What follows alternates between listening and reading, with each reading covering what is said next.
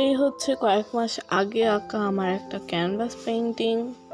So এটা actually আমি একটা ফেরি হাউস এঁকেছিলাম, বাট এটা ওরকম মনে হচ্ছে না। তো রিসেন্টলি আমি একটি ছোট নোটবুক কিনেছি অ্যান্ড এখানে একটা ফেরি রয়েছে। সো আমি ট্রাই করব এটাকে এখানে স্টিক করার মাধ্যমে এটাকে কিছুটা ফেরি কটেজ হিসেবে পরিচয় করার। সো তার জন্য আমি এই পার্টটাকে কেটে নেব। সো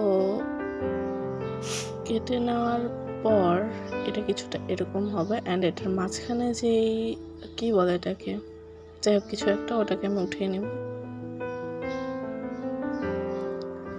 তারপর এইটা আমি এখানে যে কোনো জায়গায় লাগাবো যাতে এটা যে কোনো সময় কাস্টমাইজ করা যায়।